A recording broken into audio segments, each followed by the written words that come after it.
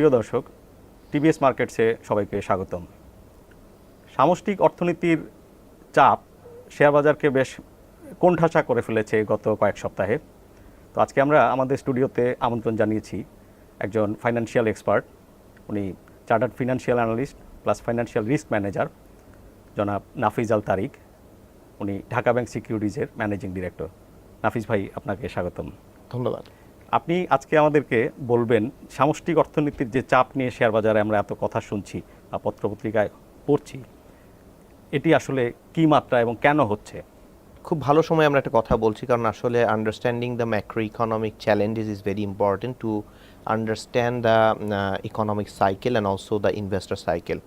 So আমরা আসলে এমন একটা সময়ে বসবাস করছি যখন আসলে আমরা দেখছি যে once in a lifetime event এরকম ঘটনা খুব ফ্রিকুয়েন্টলি হচ্ছে। লাইক আমরা কোভিড-19 প্যান্ডেমিক এবং এর পরবর্তীতে Russia Ukraine war, and also in the south Asian রিজিয়নে আমরা যদি দেখি যে the devastating flood in Pakistan and also the full blown economic crisis in Sri Lanka.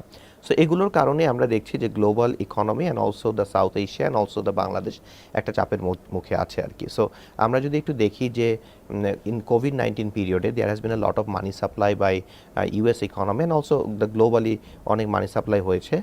We have seen that overall the global জিডিপির 10% মানি সাপ্লাই হয়েছে, এবং আফটার যে কোভিডের পরে আমরা দেখেছি একটা ভি শেপ রিকাভারি আমরা দেখেছি 2021 সালে। যখন আমরা মনে করছি যে ইকোনমি রিবাউন্ড করছে, ঠিক তখনই আমরা আবার দেখলাম যে রাশিয়া ইউক্রেন ওয়ারের কারণে একটা সাপ্লাই চেইন বটলনেক শুরু হয়েছে, specially in the energy market, and also এর ফলে আমরা দেখেছি যে global commodity market, specially food, fertiliser, এগুলোতে আমরা একটা ম্যাসিভ ইনক্রিজ দেখেছি, এবং এর কারণে গ্লোবালি কিন্তু ইনফ্লেশন লেভেল অনেক বেড়ে গিয়েছে। এবং at the same time the global GDP growth forecast, যেটা আগে করা হয়েছিল হয়তো 3.5 বা 3.6% হবে, যেটা কমিয়ে 3.2% করা হয়েছে খুব রিসেন্টলি আইএমএফের ফোরকাস্টে। সো এই সকল কারণে আমরা দেখছি দ্য গ্লোবাল গ্রোথ একটা চ্যালেঞ্জের মুখে পড়েছে, at the same time global inflation বাড়ছে, এবং অন টপ অফ দ্যাট আমরা দেখেছি যে ইউএস ইকোনমি তারা ওইভাবে এফেক্টেড হয় না যেভাবে অন্যান্য ইকোনমি এফেক্টেড হয়েছে। এবং এরকম একটা গ্লোবাল সিনারিওর কারণে যেহেতু ইনফ্লেশন অনেক বেড়ে গিয়েছে, হিউজ লেভেলে দ্য ফেডারেল রিজার্ভ তারা ইন্টারেস্ট রেট বাড়িয়ে দিচ্ছে টু ট্যাকেল দ্য ইনফ্লেশন, এবং এরকম একটা সময় দেখা যায় ইনভেস্টরদের দ্য রিস্ক অ্যাভার্সনেস এটা অনেক বেড়ে যায়, এবং তারা the fund is flowing from emerging and frontier market to US economy. এই কারণে আমরা দেখেছি যে ফ্রন্টিয়ার এবং আমার ইমার্জিং মার্কেটগুলোর তাদের কারেন্সি অনেক ডিপ্রিসিয়েশন হয়েছে, এবং এই কারেন্সি ডিপ্রিসিয়েশনটা এর সাথে যদি আমি এনার্জি প্রাইস ইনক্রিজ এবং কমোডিটি প্রাইস সব কিছু চিন্তা করি, তাহলে এইটা লোকাল ইকোনমিকে অনেক বিপদে ফেলেছে। ইন টার্মস অফ আমাদের ইম্পোর্ট কস্ট বেড়ে গিয়েছে, গ্লোবাল ইকোনমিক আনসার্টেনটির কারণে আমাদের এক্সপোর্ট কিছুটা এফেক্টেড হবে, বা যে লেভেল আমরা গ্রোথ এক্সপেক্ট করেছিলাম ওই লেভেলে হয়তো গ্রোথ নাও হইতে পারে। অ্যান্ড অলসো দ্য ফরেন রেমিটেন্সেস, এই পার্টটায় আমরা দেখছি যে যে পরিমাণ রেমিটেন্স আমরা এক্সপেক্ট করেছিলাম 2021-এ অনেক ভালো রেমিটেন্স এসেছিল, 2022-এ ওইভাবে রেমিটেন্স আসে না, এবং ফর্মাল চ্যানেলে রেমিটেন্সের পরিমাণটাও অনেক কমে গেছে। এই কারণে ইকোনমি একটা ভালো চাপের মুখে আছে, এবং এর কারণে আমরা দেখছি দ্য সাউথ এশিয়ান রিজিয়নে ব্যালেন্স অফ পেমেন্টেও অনেক এফেক্ট হচ্ছে। আমরা দেখেছি পাকিস্তানে এবং শ্রীলঙ্কা অনেক প্রিকেরিয়াস সিচুয়েশনে আছে, বাংলাদেশেও রিজার্ভ অনেক কমেছে, ইন্ডিয়াতেও রিজার্ভ অনেক কমেছে। বাট ইন্ডিয়াতে রিজার্ভ বিফোর দ্য 2021-এ যদি আমরা দেখি তাদের যে ফরেন রিজার্ভ সেটা 12 মান্থসের ইম্পোর্টকে কাভার করতো, যেটা কারেন্টলি 8 মান্থসের ইম্পোর্টকে কাভার করে। বাংলাদেশে যেটা হয়তো 8.5 মান্থসকে কাভার করতো, সেটা এখন 5 মান্থসে চলে এসেছে। সো এই সকল কারণে ইকোনমি একটা চ্যালেঞ্জের মুখে আছে, এবং অবভিয়াসলি তার রিফ্লেকশন তো অ্যাসেট মার্কেটে পড়বে। সো আমরা দেখছি যে দ্য রিস্ক অফ ইনফ্লেশন এবং হয়তো ইন্টারেস্ট রেট একটা ঊর্ধ্বমুখী প্রবণতাতে আছে। যদি আমাদের দেশে ইন্টারেস্ট রেট কোয়াইট কন্ট্রোল, তারপরও আমরা যদি ব্যাঙ্কগুলোর ডিপোজিট রেট দেখি, সেক্ষেত্রে কিন্তু ডিপোজিট রেট আগের তুলনায় একটু বৃদ্ধি পেয়েছে, এবং যদি গভর্নমেন্ট ডিসাইড করে যে এই ইন্টারেস্ট রেটটাকে লিবারালাইজ করবে, সেক্ষেত্রে আমরা হয়তো একটা further increase in interest rate দেখতে পারি, যেটা মার্কেটকে আরও ফার্দার নেগেটিভলি এফেক্ট করতে পারে, বা যেটার ইম্প্যাক্ট বা যেটার আশঙ্কা মার্কেটকে কিছুটা এফেক্ট করছে। আচ্ছা, এই ধরনের আনসার্টেন টাইমে আমরা সচরাচর দেখতাম যে মানুষ আপনার ইকুইটি থেকে আরেকটু সেফার অ্যাসেট ক্লাসগুলোতে করে। তো আমাদের এখানে একটা বন্ড মার্কেট গড়ে উঠছে বলা যায়, যে বা বন্ডে সুইচিং টু বন্ডস ট্রেন্ড কেমন দেখছেন? সবসময় দেখা যায় যে যখন ইকোনমিক আনসার্টেনটি আসে তখন মানুষ সেফ হেভেন ইনভেস্টমেন্টের দিকে যায়, এবং normally the government bonds are the most safest in terms of credit risk because it has default risk free, যদিও গভর্নমেন্ট বন্ডের ক্ষেত্রে ইন্টারেস্ট রেট রিস্ক আছে। সো ডিফল্ট রিস্ক ফ্রি হইলেও যেহেতু ইন্টারেস্ট রেট বেড়ে যাওয়ার একটা আশঙ্কা আছে, সেক্ষেত্রে বন্ডের প্রাইস ম্যাসিভলি ফল করতে পারে, স্পেশালি লং টেনিওর বন্ড। এখন এরকম ক্ষেত্রে আনসার্টেনটি হওয়ার আগেই কিন্তু আপনার অ্যাসেট অ্যালোকেশনটা করতে হবে। সো নর্মালি আমরা দেখি যে ইকুইটি থেকে মানুষ বন্ডে অ্যালোকেশন করার একটা চেষ্টা করে বিফোর এই ঘটনাটা ঘটে যাওয়ার আগে। সো সেক্ষেত্রে আমরা যদি একটু দেখি যে ইকুইটি যে আপনি বিক্রি করে বন্ডে ইনভেস্ট করবেন, তো যেহেতু equity market liquidity massively affected হয়েছে, আমরা এখন দেখতে পাচ্ছি যে almost 30% of the market trade হচ্ছে, 70% অফ দ্য শেয়ারসে একেবারেই কোনো ট্রেড নেই। So any investor who want to allocate from equity to bond, সে চাইলেও কিন্তু সেল করতে পারছে না, বা সেল করে তার যে রিকোয়ার্ড টাকাটা নিতে হবে সেটাও পাচ্ছে না, আবার সে যে অন্য অ্যাসেটে মুভ করতে যাবে সেটাও সে পাচ্ছে না। সো সেটা একটু এফেক্টেড হচ্ছে। So that asset allocation becomes challenging in a market that is less liquid. Okay, it's a unique case for in Bangladesh. এছাড়া এমনিতে ইনভেস্টর্স এডুকেশন, আপনি তো একজন ফাইন্যান্সিয়াল ইন্ডাস্ট্রি একজন মেন্টরও, বন্ডে বা এই যে অ্যাসেট ক্লাসগুলোতে আপনার ডাইভার্সিফাই করা, এগুলো সম্পর্কে ইনস্টিটিউশনগুলোর মধ্যে অ্যাওয়ারনেস আগের চেয়ে বেড়েছে কিনা? আগের চেয়ে অবশ্যই বেড়েছে, বাট আমি বলবো যে পরিমাণ আছে এটা একেবারেই অপ্রতুল। আমাদের আরও মাস্ক স্কেলে ফাইন্যান্সিয়াল লিটারেসি এটা অ্যাওয়ারনেসটা বিল্ড আপ করতে হবে। ইনফ্যাক্ট আমি বলবো যে financial literacy is one thing, but we have to do lot of financial wellness program, because financial literacy financial প্রোডাক্টগুলো সম্পর্কে, ফাইন্যান্সিয়াল মার্কেট সম্পর্কে আপনার অবগত করছে, কিন্তু আমি অবগত হলাম, but then I have to take some actions. So financial wellness প্রোগ্রামগুলো আপনাকে ওই অ্যাকশনগুলো নিতে সহায়তা করে। So we need to really teach the industry participants and also the investors যে এরকম একটা সিনারিওতে আমার টোটাল টাকার কতটুকু আমি হয়তো ইকুইটিতে অ্যালোকেট করব, কতটুকু আমি বন্ডে অ্যালোকেট করব, বা কতটুকু টাকা আমি আমার হয়তো এমার্জেন্সি রিজার্ভ হিসেবে রাখবো, কতটুকু টাকা আমি হয়তো আমার এক্সপেন্ডিচার আমি কোথায় কাটব্যাক করব। সো এই বিষয়গুলো আসলে আমাদের দরকার, যে মাস লেভেলে আসলে করা দরকার। সেক্ষেত্রে ইন্টারমিডিয়েটস হিসেবে আমরা অনেক ভূমিকা পালন করতে পারি, গভর্নমেন্ট ভূমিকা পালন করতে পারেন। গভর্নমেন্টের দুইটা অর্গানাইজেশন BICM ও BSM এর মাধ্যমে আমরা অনেক ইনভেস্টার লিটারেসি প্রোগ্রাম করছি। এছাড়াও বিভিন্নভাবে ইন্টারমিডিয়েটস আমরা করছি বিভিন্ন। ইনফ্যাক্ট আমরা এখন যে আলোচনা করছি that is part of that as well. Capital মার্কেটে অনেক প্রোডাক্ট নিয়ে অনেক দিন ধরে অনেক কথা হচ্ছে, রুলস হচ্ছে, রেগুলেশনস হচ্ছে, কিন্তু আদার দেন সাম বন্ডস আর কোনো প্রোডাক্ট আসছে না এখন পর্যন্ত। তো কি কি প্রোডাক্ট আমাদের এখানে ভেরি ফিজিবল এই বর্তমান প্রেক্ষাপটে, এবং এগুলো খুব তাড়াতাড়ি চলে আসা উচিত বলে আপনি মনে করেন? আসলে আমাদের ফাইন্যান্সিয়াল সার্ভিসেস ইন্ডাস্ট্রিটা সম্পূর্ণ না। আমরা যদি দেখি যে একটা ট্রু ফাইন্যান্সিয়াল সার্ভিসেস ইন্ডাস্ট্রি, একটা সম্পূর্ণ ফাইন্যান্সিয়াল ইন্ডাস্ট্রি, যেখানে আমি হয়তো আমার যে নিডগুলো আছে, আমার যে ফাইন্যান্সিয়াল নিডগুলো আছে, সেগুলোকে আমি ফুলফিল করতে পারবো। আপনি বন্ডের কথা বলছেন, বন্ড মার্কেটটা আসলে অনেক দিন ধরেই ছিল, বাট এটা ওটিসিতে ছিল। এখন এক্সচেঞ্জের থ্রুতে বন্ডটা ট্রেডের একটা সুযোগ হয়েছে, যে কারণে আমি বাংলাদেশ ব্যাংক এবং বাংলাদেশ সিকিউরিটি এক্সচেঞ্জ কমিশন এবং সংশ্লিষ্ট যারা কাজ করেছে তাদের সবাইকে ধন্যবাদ জানাই। বাট তারপরও এখানে অনেকগুলো প্রবলেম স্টিল রয়ে গিয়েছে। আমরা যখন বন্ডগুলো ট্রেড করতে যাচ্ছি, আমরা দেখছি যে এখানে আমরা পেপারে পত্রিকায় যেভাবে পড়ছি বা মানুষ যেভাবে বলছি, but actual settlement, actual the execution is not that smooth, যেটা ইকুইটিতে আমরা ফেস করি আর কি। তো আলটিমেটলি, এবং এখানে আরেকটা বিষয় দেখতে হবে যে বন্ডের ক্ষেত্রে বন্ডটাকে পপুলারাইজ করতে গেলে আমার ইন্টারমিডিয়েট যখন এই বন্ডটাকে পপুলারাইজ করতে যাবে, তাহলে সেক্ষেত্রে দেখতে হবে যে এটা তাদের জন্য অ্যাট্রাকটিভ হচ্ছে কিনা, স্পেশালি আফটার ট্যাক্স চিন্তা করে। তো আপনি যদি খেয়াল করে দেখেন যে equity as an asset class, normally bigger percentage of your income comes from capital gain. In বন্ডের ক্ষেত্রে bigger percentage of your total income comes from coupon.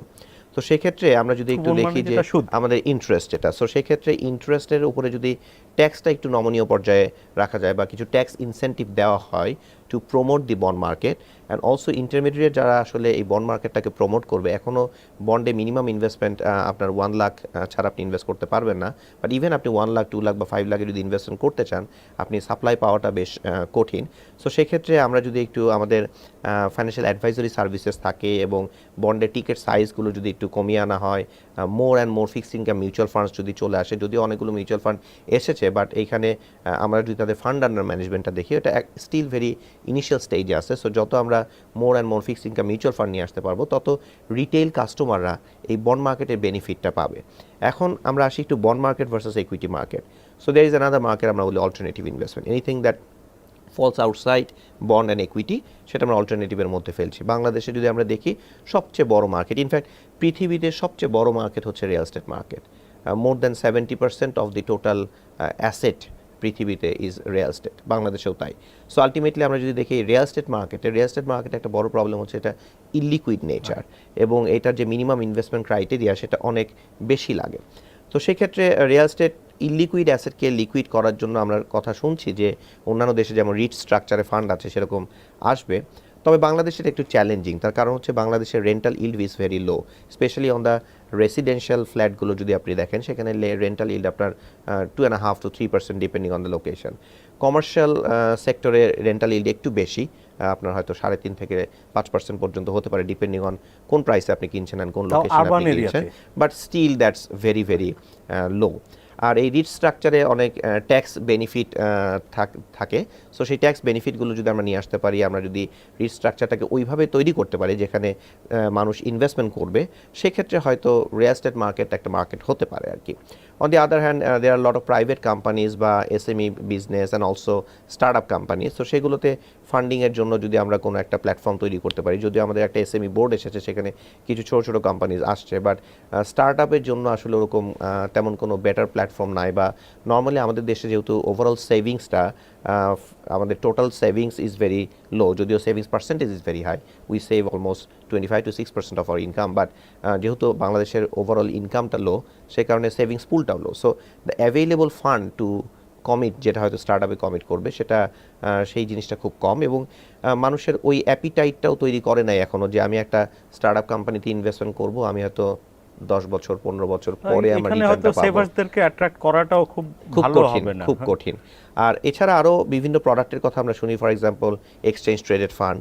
So আমাদের দেশে যে এক্সচেঞ্জ ট্রেডেড ফান্ডের যে গাইডলাইনটা আছে, সেই অনুযায়ী আপনি index tracking exchange trade fund করতে পারেন, but index tracking exchange trade fund করতে গেলে যে সমস্যাটা সেটা হলো যে আমাদের যে ইন্ডেক্সটা DS30 বা DSE-X, সো এই ইন্ডেক্সগুলোর যে ইনফরমেশনটা এটা এখনও প্রপ্রাইটারি ইন নেচার। আমরা এখনও জানি না যে কোন স্টকটা ইন্ডেক্স আমার কতটুকু ওয়েট আছে, সেটা আপনি হয়তো ইন্ডেক্স প্রোভাইডারের কাছ থেকে পেতে পারেন, বাট আপনি যদি এই ফান্ডটাকে মার্কেট করতে চান এবং কোনো ইনভেস্টরের কাছে যান, সে ন্যাচারালি আপনাকে জিজ্ঞেস করবে যে ঠিক আছে গত 10 বছরে আমার ইন্ডেক্সের পারফরমেন্সটা কেমন। সো গত 10 বছর যদি আপনি ইন্ডেক্সের পারফরমেন্সটা দেখান এবং সেটা যদি ইনফ্লেশনকে বিট করতে না পারে, তাহলে এই প্রোডাক্টটা মার্কেটিং করা খুব কঠিন হবে। সো দেখা যায় অনেক প্রোডাক্টই আছে, কিন্তু ওই মার্কেটের যে micro structure, operational and also the saleability, এটা অনেক সময় এফেক্টেড হয়, যে কারণে even if there are some products, ওই প্রোডাক্টটা ভায়াবল হচ্ছে না ফর ইনভেস্টর। সো এই সমস্যাগুলো আসলে আমাদেরকে একটু দূর করতে হবে। এবার একটা ভিন্ন প্রসঙ্গে আসি। আপনি মাঝখানে বলছিলেন ফাইন্যান্সিয়াল অ্যাডভাইজারি সার্ভিসেস, বিদেশে আমরা দেখি যারা আমাদের ফ্রেন্ডরা থাকে, আমরা যেমন উকিল, ডাক্তার, তাদের সাথে কনসাল্ট করি, তারা কিভাবে ইনভেস্ট করবে, কোথায় কি করবে, এগুলোর জন্য অ্যাডভাইজারদের সার্ভিস নেয়, একটা ফিজ দেয়। আমাদের এখানে এটা ইন্ডাস্ট্রি হিসাবে কেন গড়ে উঠছে না? আমরা কিন্তু প্রত্যেকেই নক করি, আপনাকে বা কাউকে ইনফর্মালি নক করি যে কী করব, কোনটা কিনবো, কোনটা বেচবো, কেন এটা ইন্ডাস্ট্রি হিসাবে গড়ে উঠছে না? আই থিঙ্ক অনেক দিন আগে আসলে এটা হওয়া উচিত ছিল, বাট হয়তো যে 2010-এর ফাইন্যান্সিয়াল আমাদের যে স্টক মার্কেট ক্র্যাশ, এটার পরে অনেক ধরনের রিফর্ম হয়েছে। সো ইন দ্যাট রিফর্মে এটাও একটা প্ল্যান ছিল। ইনফ্যাক্ট 2013 সালে দুইটা ড্রাফট গাইডলাইন তৈরি হয়েছিল, একটা ছিল যে ইকুইটি রিসার্চ গাইডলাইন, আর একটা ছিল বিনিয়োগ উপদেষ্টা বিধিমালা। সো ওই দুইটা ড্রাফটের মধ্যে আপনার যেটা রিসার্চ গাইডলাইন সেটা ফাইনালি গেজেট হিসেবে আসে, বাট বিনিয়োগ উপদেষ্টা বিধিমালা আসে নাই। সো আই ডোন্ট নো কেন এটা আসে নাই, বাট এর পরবর্তীতে এই ধরনের কোনো উদ্যোগও নেওয়া হয় নাই বা এটা নিয়ে আসলে কেউ চিন্তা করে নাই। বাট এখন আমরা যে যুগে আছি, এখন মার্কেট অনেক ম্যাচিওর, মানুষ অনেক ম্যাচিওর, এবং মানুষের পার ক্যাপিটা ইনকাম লেভেলটা অনেক বেড়ে গিয়েছে। মানুষের কিছু সেভিংস আছে যেটা মানুষ চিন্তা করছে যে সেভিংসটা কীভাবে আমি বেটার কোয়ালিটি অ্যাসেটসে চ্যানেলিং করব। আগে আমাদের ইন্টারেস্ট রেট অনেক হাই ছিল, ব্যাংক ইন্টারেস্ট রেট একটা সময় 12-13% ছিল, তখন মানুষ এত চিন্তা করতো না, সিম্পলি এফডিআর রাখলে আমি 12% পাচ্ছি, আমার এত চিন্তা করার কি দরকার।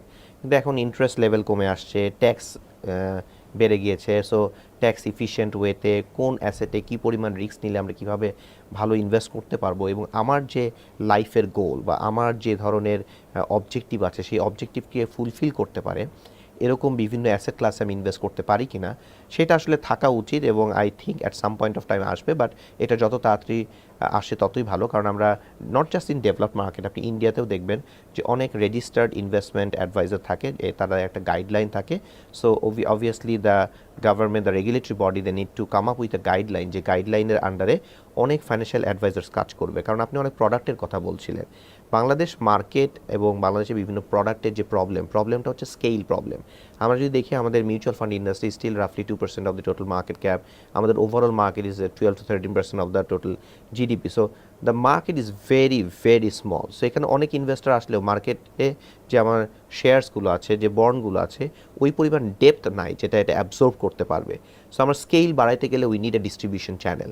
ফাইন্যান্সিয়াল অ্যাডভাইজাররা কিন্তু ডিস্ট্রিবিউশন চ্যানেল হিসেবে কাজ করবে। তার কারণ হচ্ছে আপনি ধরেন ফর এক্সাম্পল মাসে হয়তো 20 বা 30 হাজার টাকা সেভ করছেন, আপনি চিন্তা করছেন আমি মিউচুয়াল ফান্ডে ইনভেস্ট করবো, আমি দেখেছি টিভিতে বা আমি পেপারে পড়েছি মিউচুয়াল ফান্ড মোটামুটি একটা ভালো ফর রিটেল, আপনি করবেন। বাট কোন মিউচুয়াল ফান্ডে করবেন, কোন অ্যাসেট ম্যানেজার দ্বারা করবেন, বা বিভিন্ন ফান্ডের যে অবজেক্টিভ, কোনোটা গ্রোথ ফান্ড, কোনোটা আমার হচ্ছে ফিক্সড ইনকাম ফান্ড, কোনোটা ইকুইটি ফান্ড, কোনোটা ইনকাম ফান্ড, তো আমি কোনটাই করব, আমার কোনটার সাথে আমার যায়, বা আমি বন্ডে কতটুকু অ্যালোকেট করব, ইকুইটিতে কত অ্যালোকেট করব, এই জাতীয় বিষয়গুলো সার্ভ করার জন্য you need financial advisors. And without having a guideline in the financial advisors, তখন দেখা যাচ্ছে মানুষ ন্যাচারালি হয়তো গিভেন যে একটা ব্যাংকে যে ইনভেস্ট করছে অ্যাট এ লো ইল্ড, তার হয়তো লিকুইডিটি নিড ওই পরিমাণ দরকার নাই, তারপরে সে হয়তো ব্যাংকে রাখছে বিকজ সে আসলে ট্রাস্ট করতে পারছে না। স্টক মার্কেটে দে are facing capital erosion.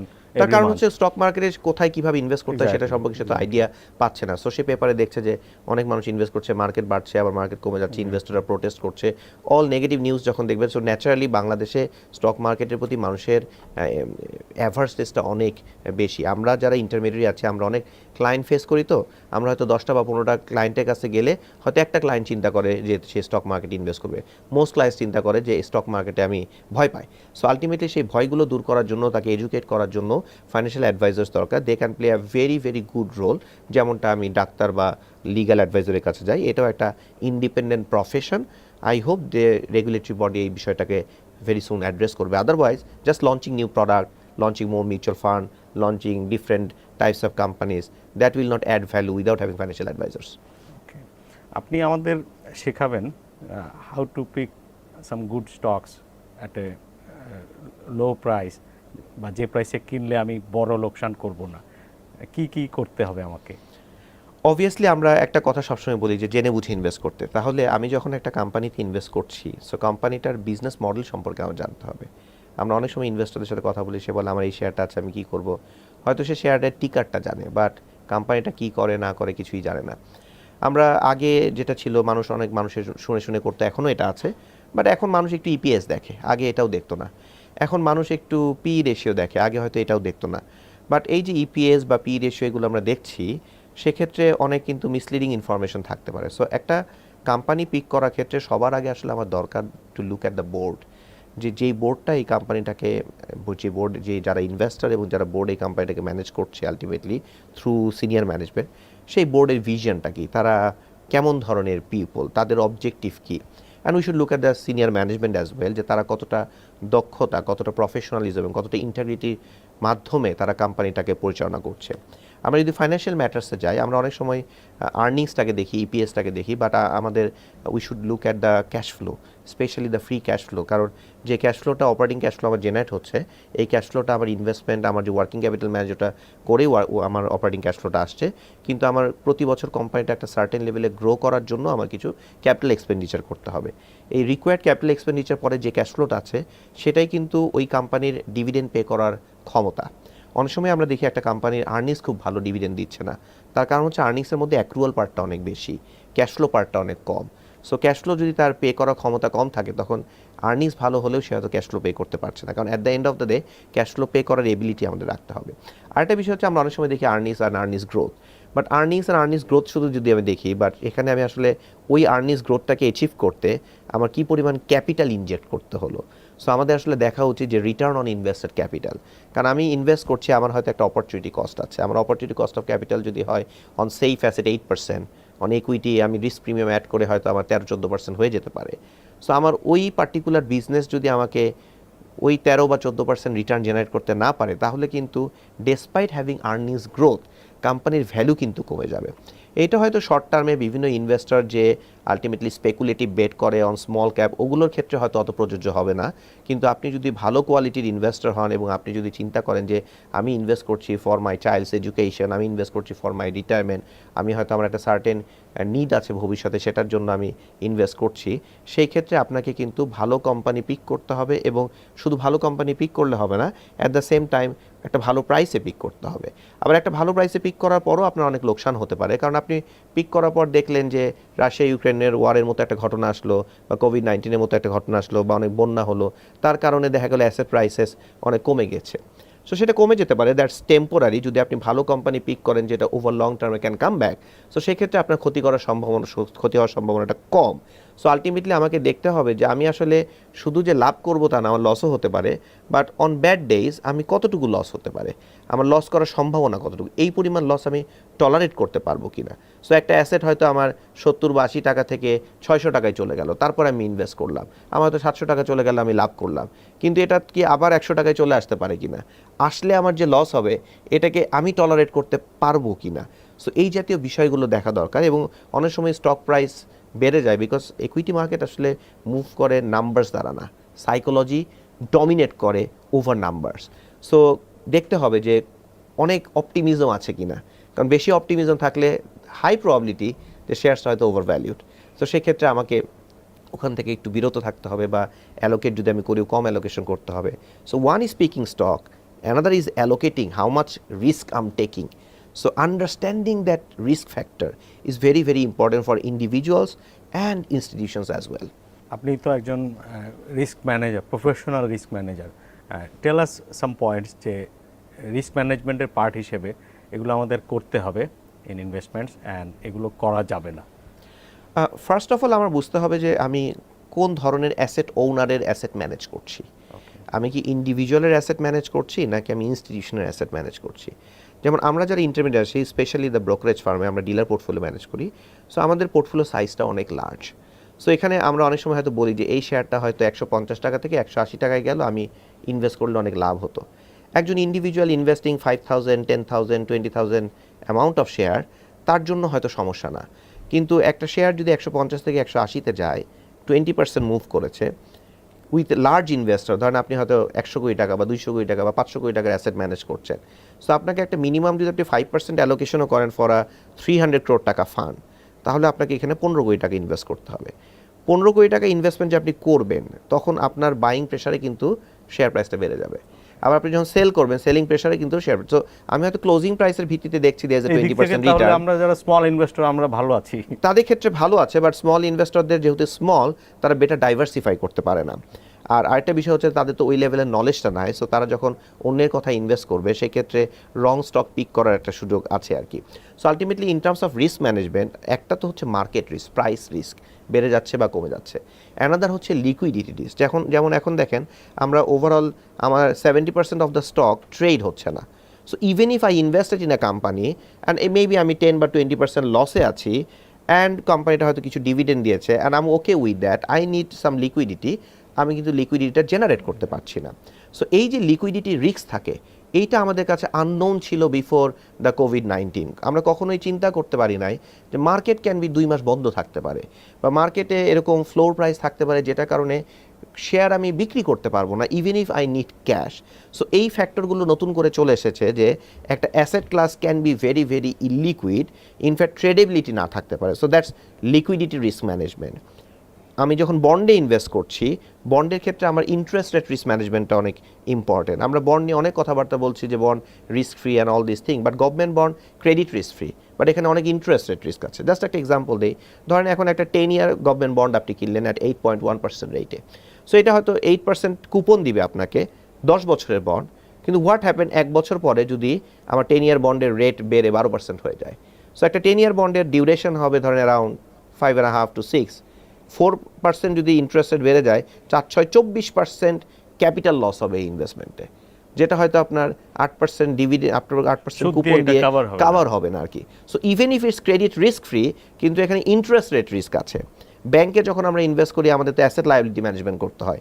Insurance কোম্পানির আমি যখন অ্যাসেট ম্যানেজ করছি আমাকে অ্যাসেট লায়াবিলিটি ম্যানেজমেন্ট করতে হয়। সেক্ষেত্রে আমার শুধু অ্যাসেট সাইড চিন্তা করলে হবে না, আমাকে লায়াবিলিটি সাইডও চিন্তা করতে হবে। Then comes foreign exchange risk. Foreign exchange risk যারা ইনস্টিটিউশন ধরেন কর্পোরেটরা, তারা হয়তো আজকে একটা এলসি করলো।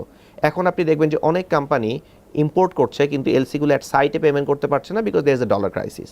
সো আলটিমেটলি মোস্ট ব্যাংকস তাদেরকে বলছে যে আমরা তোমার এলসিটা হয়তো করবো কিন্তু তোমাকে ডেফার্ড এলসিতে করতে হবে। ধরুন আপনি 6 মাসের একটা ডেফার্ড এলসি করলেন, কিন্তু 6 মাস পরে আপনি যখন ডলার অ্যামাউন্টটা পে করতে যাবেন, ইউ ডোন্ট নো 6 মাস পরে ফরেন কারেন্সির রেটটা কত হবে। So there is a foreign currency risk আছে, এটাকেও চিন্তা করতে হয় কর্পোরেটদের। সো আমাদের একটা লম্বা সময় আমরা দেখেছি যে আমাদের কারেন্সি 85-86 টাকায় স্টেবল ছিল। এখন কারেন্সি বিকামস মোর ভোলাটাইল, তাহলে কর্পোরেটদের কর্পোরেট রিস্ক ম্যানেজমেন্ট নিয়ে, ফরেন কারেন্সি রিস্ক, আমার রোল ওভার রিস্ক, এগুলো নিয়ে অনেক চিন্তা করার সময় এসেছে। ওকে নাফিস ভাই, আমরা প্রোগ্রামের প্রায় শেষ দিকে চলে আসছি। আপনি আমাদেরকে ম্যাক্রো ইকোনমি অ্যান্ড আমাদের ক্যাপিটাল মার্কেটের ওভারঅল ডিরেকশন সম্পর্কে যদি নাটশেল বলেন। I think a lot of bad news is priced in the market. কিছুটা প্রাইস হয়তো হতে পারে না because of some controlling mechanism, but I think আমরা সবাই মনে করছি যে 2022 সালটা বেশ খারাপ অলরেডি গিয়েছে, আরও হয়তো খারাপ যাবে, 2023 হয়তো আরও খারাপ যাবে। সো সেই নিউজগুলো হয়তো already priced in the market. I think এখন the greatest risk the economy is facing, that is the balance of payment crisis, but I think government is taking some measures, যেটার কারণে হয়তো কিছু ইজ হতে পারে। কিছু এক্সটার্নাল বেনিফিট যদি আমরা লাকিলি পেয়ে যাই তাহলে তো ভালো, কিছু IMF এর লোনগুলো যদি পেয়ে যায়। বাট অ্যানাদার রিস্ক হচ্ছে আমরা যেহেতু আমার ফাইন্যান্সিয়াল মার্কেটের প্রাইস লেভেলটাকে লিবারালাইজ করি নাই, সো দ্য গ্রেটেস্ট রিস্ক হচ্ছে যদি গভর্নমেন্ট এখন প্রাইস লেভেলটাকে লিবারালাইজ করে, ইন্টারেস্ট রেট ক্যাপটা যদি উঠে যায়, সেক্ষেত্রে হয়তো ইকোনমিতে ইন্টারেস্ট রেট বেড়ে গেলে কিছু রিস্ক আমরা ফেস করবো। সেক্ষেত্রে হয়তো টেম্পোরারি কিছু ইকুইটি মার্কেটে একটা ইম্প্যাক্ট পড়তে পারে। বাট ওভারঅল আমরা যদি একটু লম্বা সময় চিন্তা করি যে 2024টা ইজ এক্সপেক্টেড, যে 2023 হয়তো খারাপ গেলেও 2024 যদি আমরা মনে করি ভালো যাবে, তাহলে কিন্তু স্টক মার্কেটে 2023-এই রিফ্লেকশন হয়ে যায়। কারণ what happens, stock market is a leading indicator. So what happens, যখন আমরা মনে করি যে ইকোনমি অনেক বটমে চলে আসছে, এরপরে রিকাভারি হবে, রিকাভারি হওয়ার আগেই স্টক মার্কেটে ইমপ্রুভমেন্টটা হয়। তেমনি ইকোনমি যখন ডাউন হচ্ছে, আগে যখন চাঙ্গা ছিল, আমরা এক্সপেক্ট করছি যে মার্কেটটা পড়ে যাবে, তার আগে ইকোনমিতে যখন পার্টি চলে তখন স্টক মার্কেটে সেল প্রেসার একটু করে। জি, সো আলটিমেটলি যেহেতু এটা একটা লিডিং ইন্ডিকেটর, স্টক মার্কেট মুভমেন্টটা আগে হয়, ইকোনমিতে পরে হয়। So I think lot of bad news is reflected in the market.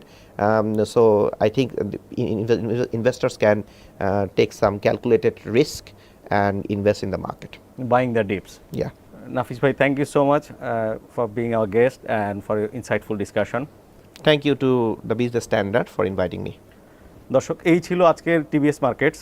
নাফিস ভাই শেষ মুহূর্তে একটা খুব ইম্পর্টেন্ট পয়েন্ট বলেছেন, আই থিঙ্ক, যে এটা হচ্ছে যে যত খারাপ নিউজ আসছে তার অলরেডি একটা রিফ্লেকশন প্রাইসে পড়ে গেছে, এবং ভবিষ্যতে ভালো বিনিয়োগের সুযোগের জন্য আমাদের খারাপ সময়েই সুযোগটা নিতে হবে আর কি। পরবর্তী পর্ব দেখার আমন্ত্রণ জানিয়ে বিদায় নিচ্ছি আমি মাহফুজুল্লাহ বাবু।